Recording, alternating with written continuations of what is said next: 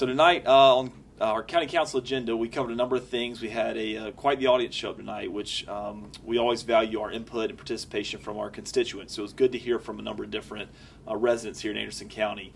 Our special recognition was a really big night. We highlighted two things. Number one, we recognized Matt Hogan, our Director of Roads and Bridges, as the Outstanding Public Works Manager from the South Carolina chapter of the American Public Works Association. So that was a really great opportunity to recognize Matt and all the great work that he does for Anderson County. So my staff, fellow colleagues, nominated me to be the 2023 American Public Works Association Manager of the Year. I did receive that, and that's what we're here tonight to be recognized for that. Remind people what the Public Works Department does. We do everything from road maintenance to sewer, stormwater, sanitation, solid waste, our landfills, anything road related. I think I already said that, but pretty much everything. Everything, yeah. Were you surprised when y'all won the award? I was surprised. I was. They came in and told me that they had nominated me, and I was very humbled and thankful for that. And then when they came back and told me that I had won, I was even more shocked. I feel like I just do my job, do the best I can, and I'm very fortunate to have a staff to support me, and county council and Holt Hopkins and Mr. Burns. Just got a lot of good support, so yeah. And is it encouraging to you and your staff to have council honor y'all here tonight?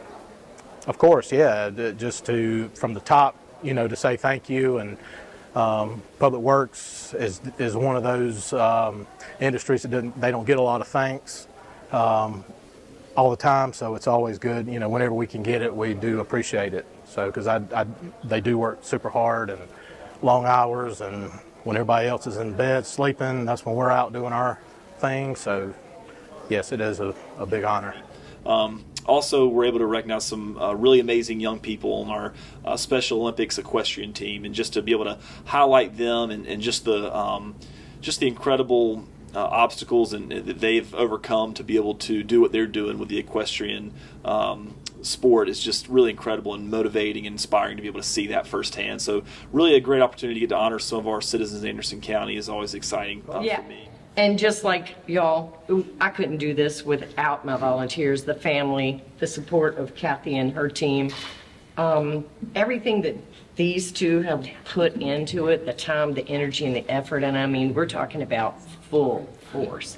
They've worked hard to earn what they earned and come away with, trophies and ribbons and a belt buckle.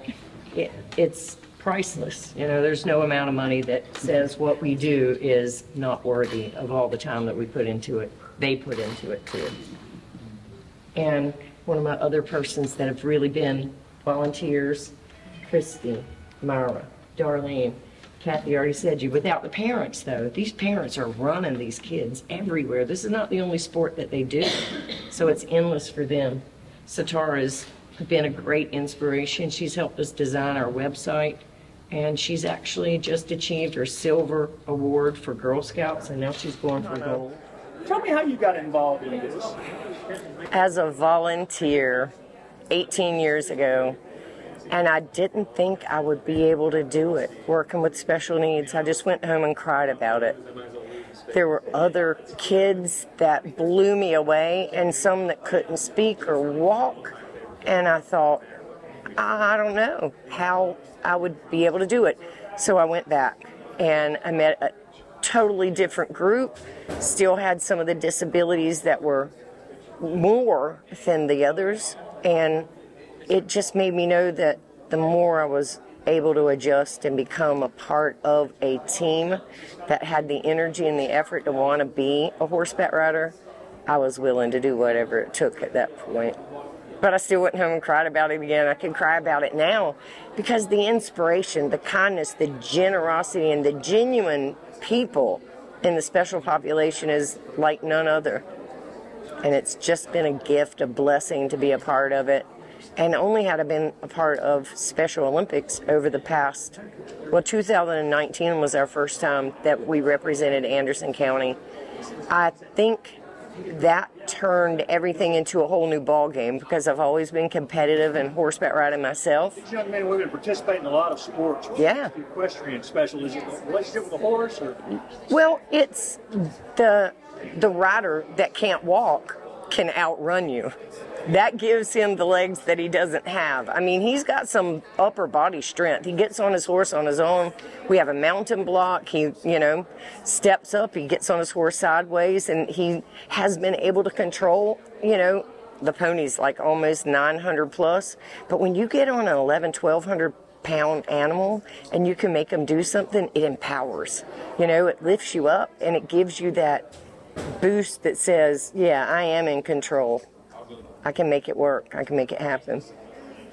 Was the team excited about being honored here tonight? Yeah, more than excited. From what I can understand with Nick's mom, he has been a part of summer camp, and he blew summer camp off the day to get here, and that was pretty cool. But he had summer camp last week, so we're still going to say he was real excited.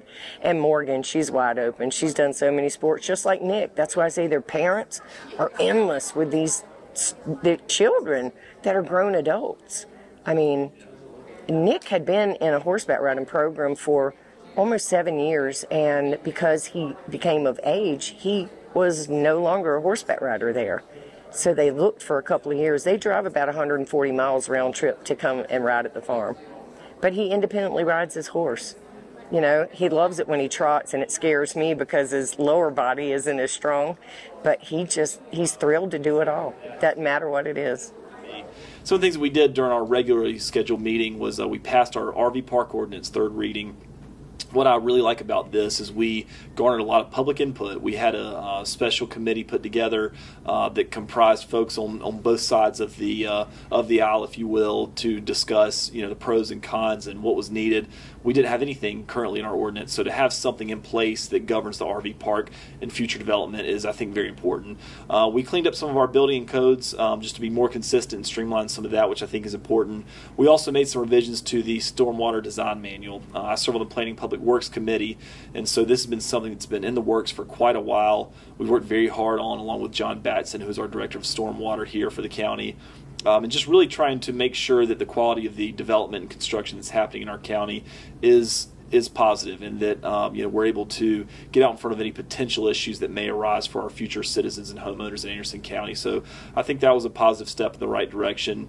And then we also approved for software for planning and development standards, again, to try and really make that a more consistent, streamline the process for what they're doing. They're obviously getting flooded with a lot of different projects right now, so we want to be able to help them out and streamline that process. So a busy agenda as always, and really excited to be getting into the fall season. A lot of exciting things happening here in Anderson County. We talked about the championship fishing tournament we hosted over the weekend. We had the Darius Rucker concert with at the Civic Center Friday night, which turned out over 9,000 people from what I understand. And obviously coming up right around the corner, we'll be here before we know it, is Labor Day weekend. We have our annual Celebrate Anderson, which I'm incredibly excited about. The hot air balloons, the concerts, a lot of really exciting things that will be happening here in Anderson. So I encourage you to come out if you haven't before. It's a great event, and check out Celebrate Anderson.